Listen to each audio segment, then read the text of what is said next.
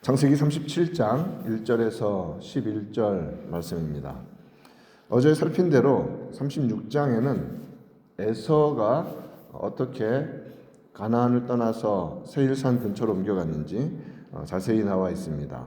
그곳에 이제 에돔을 세우고 한 민족으로서, 한 국가로서 성장해가는 모습을 보여줍니다.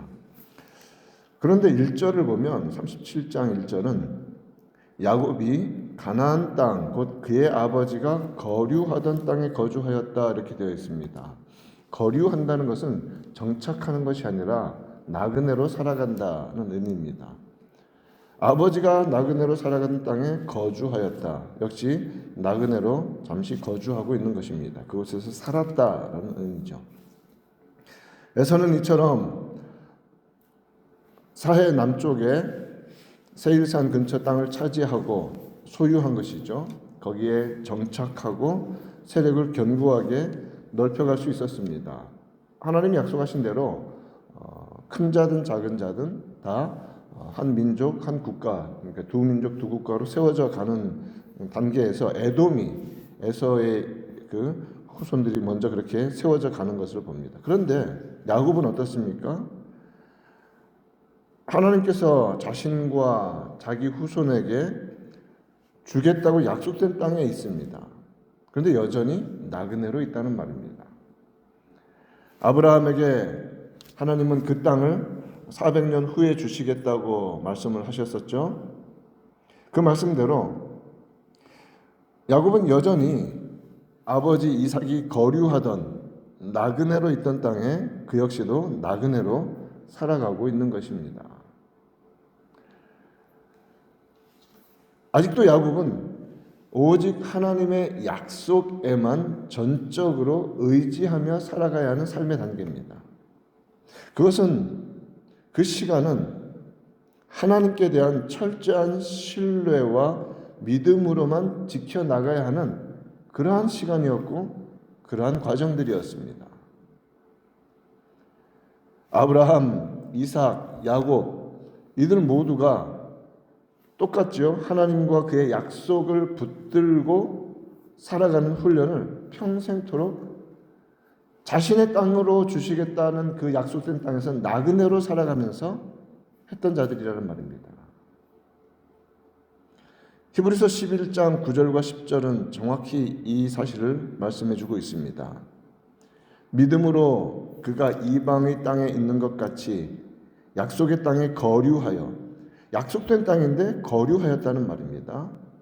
동일한 약속을 유업으로 함께 받은 이삭 및 야곱과 더불어 장막에 거하였더니 이는 그가 하나님이 계획하시고 지으실 터가 있는 성을 바랐습니다. 이렇게 말씀해 줍니다. 더 확실한 것을 바라보고 소망하며 살도록 신실하신 하나님만 의지하도록 훈련하신 것입니다. 실제로 아브라함과 이삭, 야곱에게 가르쳐 주신 이러한 영적인 교훈, 그들을 이끌어 가신 이러한 믿음의 훈련의 내용, 이것은 하나님의 계획과 하나님이 지으시는 영원한 성읍을 기다리는 것이었다라고 히브리서는 가르쳐 주는데 우리 성도들도 마찬가지가 아닙니까? 우리는 이 땅에서 상속자로 살아갑니다. 온 우주 만물의 상속자로 살아갑니다. 예수 그리스도와 더불어서. 이 땅에서 그런데 우리는 나그네로서 살아갑니다. 그럼에도 불구하고 흔들리지 않는 이유는 무엇입니까? 하나님이 약속하시고 준비하신 영원한 성읍이 있기 때문에 그렇습니다. 우리가 이 땅을 살다가 육신의 죽음을 반드시 통과해 가야 합니다. 한 번 죽는 것은 사람에게 정해진 것입니다. 영혼과 육신이 분리되면 우리 영혼은 하나님이 계신 천국으로 향하게 될 것입니다. 또한 우리 주님 다시 오실 때에 천국에 있던 영혼은 주와 함께 내려와서 육신과 다시 합하여지는 생명의 부활을 누리게 될 것입니다. 그리고 우리는 영원한 새하늘과 새 땅에서 영원토록 복락을 누리며 삼위일체 하나님과 함께 놀라운 기쁨을 누리며 살아가게 될 것입니다. 그러한 소망 가운데 이 땅을 살아갑니다. 또 이 땅을 살아갈 때 하나님 그의 백성들을 완전하신 섭리로 이끌어 가시고 보호하시는 능력의 아버지이십니다. 야곱은 라반의 집에 도착했을 때부터 라헬을 좋아했었죠. 라헬을 아내로 얻기 위하여서 먼저 7년을 봉사했습니다. 그러나 라반의 속임수로 레아를 먼저 아내로 얻었습니다. 또 라헬을 얻기 위해 7년을 더 봉사했습니다.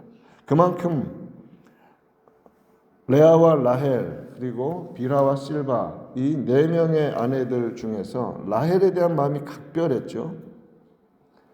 그런 마음은 자연스럽게 라헬의 아들이었던 요셉과 베냐민에게로 향하게 되었죠. 요셉은 2절 말씀처럼 17세가 되었습니다. 17세 소년이었습니다. 형들과 함께 양을 치는 일도 했습니다. 그런데 그 형들은 아버지 모르게 종종 나쁜 일을, 그릇된 일을 저질렀습니다. 요셉은 그러한 잘못된 행동에 동참하지 않았습니다. 함께하지 않았습니다. 그리고 그 잘못된 일에 대해서 아버지께 보고했죠. 말하였습니다. 잘못된 일이 문제입니까? 잘못된 일을 바로잡기 위해서 아버지에게 말하는 게 문제입니까? 잘못된 일이 문제입니다. 그런데 형들은 그들의 잘못을 아버지에게 말했다는 이유로 요셉을 미워하였습니다.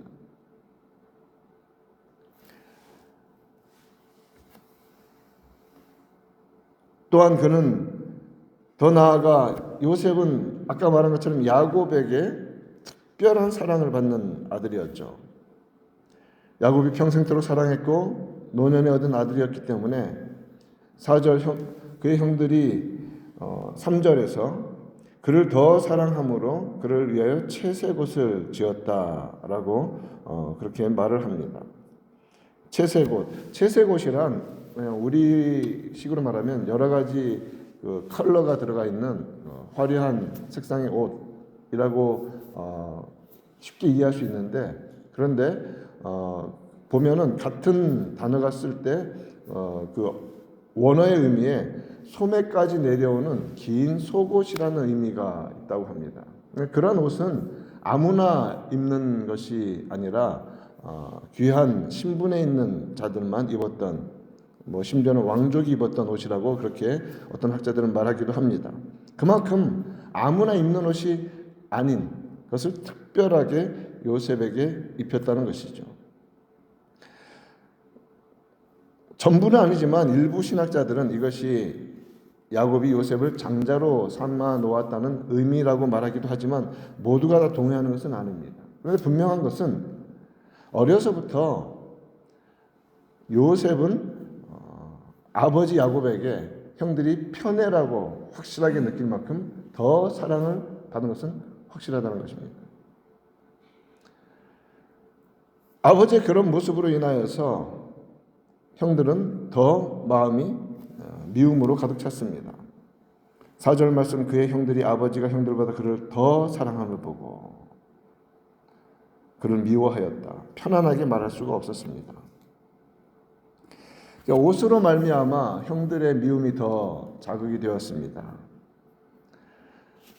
야곱은 어머니 리브가와 공모하여서 이삭을 속였었죠. 그때 그가 입었던 옷은 에서의 옷이었습니다. 아버지를 속일 때 그 옷을 입고 에서인 것처럼 장자의 축복을 받았습니다. 그럼으로써 에서는 그를 죽이려고 하는 마음까지 품는 미움을 품게 되었죠. 야곱의 지나친 사랑의 표현으로 채색옷, 긴 소매옷을 요셉에게 입혀주었습니다. 형들은 미움이 더해갑니다. 그 옷은 결국 나중에 어떻게 쓰입니까? 아버지 야곱에게 요셉이 죽었다는 징표로 형들이 사용하는 때까지 나아가게 되지 않습니까?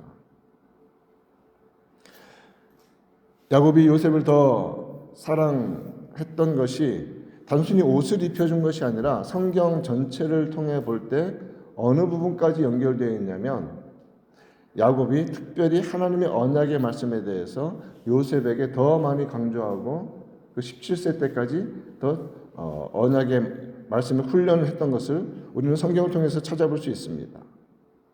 시편 105편 18절과 19절 말씀을 보면 요셉에 대한 표현입니다. 그의 발은 착고에 차고 그의 몸은 쇠사슬에 매었으니 감옥에 갇혀 있는 상태죠.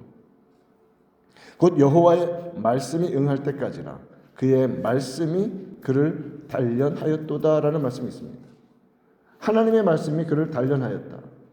어려서부터 마음에 하나님께서 심어주신 야곱을 통해 배운 그 하나님의 언약의 약속과 말씀이 그 마음을 차지하고 있었고 그 감옥에서의 시간을 훈련으로 단련되는 시간으로 삼았다라고 성경은 가르쳐줍니다. 이처럼 요셉은 이제 지금 오늘 37장을 지나가면 그의 종으로 팔려가 누명을 쓰고 감옥에도 갑니다. 그때 그를 붙잡아줬던 진짜 힘은 바로 야곱을 통해 깊이 있게 전수받은 말씀이었다는 것입니다. 요셉이 후에 총리로서 온 나라와 자신의 가족을 다 살립니다. 그리고 마지막으로 세상을 떠나면서 하는 말은 아브라함에게 주셨던 하나님의 약속의 말씀을 평생 붙잡고 있었다는 사실을 증명해 줍니다. 창세기 49장 24절을 보면 요셉이 그의 형제들에게 이르되 나는 죽을 것이나 하나님이 당신들을 돌보시고 당신들을 이 땅에서 인도하여 내사 아브라함과 이삭과 야곱에게 맹세하신 땅에 이르게 하시리라. 언약의 내용 아닙니까? 이것이 요셉의 평생의 그 마음에 깊이 자리 잡고 있었다는 것입니다. 요셉은 이처럼 10대 중반까지 17세가 될 때까지 야곱으로부터 배웠던 말씀의 훈련을 통해서 평생을 말씀 붙들고 여호와 하나님께 충성하며 살아가는 자가 되었습니다. 요셉이 꿈을 두 가지를 꾸었습니다. 밭에서 곡식단을 묶고 있는데 요셉의 곡식단은 일어서고 형들의 곡식단이 그를 둘러서서 절하는 꿈이었습니다. 또한 해와 달과 11별이 자기에게 절하는 꿈을 꾸었습니다. 이러한 꿈으로 말미암아 형들은 네가 참으로 우리의 왕이 되겠느냐라고 비난하면서 그를 더욱 미워했습니다. 두 번째 꿈에 대해서는 야곱이 10절에서 뭐라고 말합니까? 나와 내 어머니와 내 형들이 참으로 가서 땅에 엎드려 내게 절하겠느냐 이렇게 말합니다. 그 후에 11절에 그의 형들은 시기하되 그의 아버지는 그 말을 간직해 두었다. 이 두 가지가 좀 다른 모습 아닙니까? 야곱이 그 형들을 위해서 그 가족을 위해서 그렇게 의도적으로 분노했다라고 보는 시각도 있습니다. 자, 꿈은 꾸려고 꾸는 게 아닙니다. 꿈은 꾸어지는 것이죠. 요셉이 원해서 상상한 것이 아니라는 말입니다. 그것은 하나님께서 그에게 보여주신 것입니다. 이 꿈으로 인해 결정적으로 요셉은 형들에 의해서 거의 죽을 뻔하다가 애굽으로 팔려갑니다. 근데 그 다음에 우리가 볼 때 꿈꾸는 자가 오는 듯다. 그리고 그 채색 옷을 피를 묻혀서 아버지에게 가져가지 않습니까? 죽이려다가 팔아버리고. 야곱의 인생에 있어서 가장 극심한 원인, 극심한 고난을 가져다 준 결정적인 원인은 사실 꿈이었죠. 하지만 그것은 하나님께서 요셉에게 미리 보여주신 하나님의 뜻에 대한 계시였다는 말입니다. 하나님의 뜻을 보여주었는데 그 뜻으로 말미암아 고난이 시작이 됩니다. 진짜 고난이 시작됩니다. 후에 요셉이 애굽에 팔려가 종으로 삽니다. 억울하게 죄수가 됩니다. 바로의 꿈을 해석하여 총리가 됩니다. 혹독한 흉년이 그의 해석대로 찾아오고 형들은 곡식을 사러 와서 총리인 요셉 앞에 머리를 숙이고 엎드립니다. 창세기 42장 9절을 보면 요셉이 그들에게 대하여 꾼 꿈을 생각하고 라는 표현이 있습니다. 하나님께서 주셨던 꿈의 완성, 하나님의 계시이죠. 하나님의 계시가 꿈을 통해 미리 알려졌고 결국 하나님의 뜻대로 요셉이 높여지고 그의 가족을 살리는 구원자의 역할을 감당하게 되었던 것입니다. 하나님의 뜻과 계획은 완전하지 못한 인간들의 태도와 모습으로 인하여 결코 좌절되거나 가로막히지 않습니다.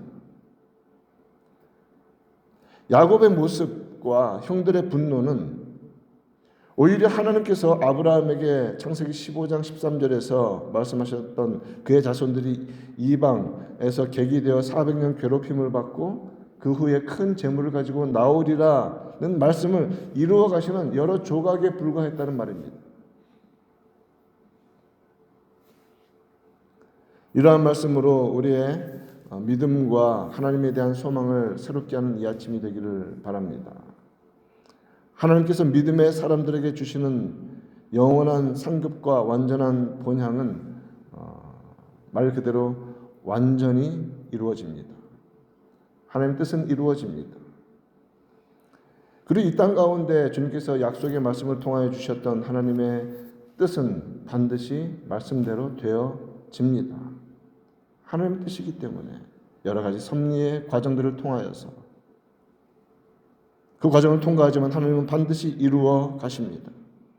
이러한 말씀, 야곱의 생애가 열려지는 이러한 37장의 초반의 이 말씀들을 통하여서 우리 역시도 이 땅 가운데서 소망 잃지 말고 우리 구주 예수 그리스도 오심을 정말 믿음으로 기대하며 소망 가운데 살아가는 믿음의 사람들, 은혜의 사람들 모두 되기를 우리 구주 예수님의 이름으로 축원드립니다.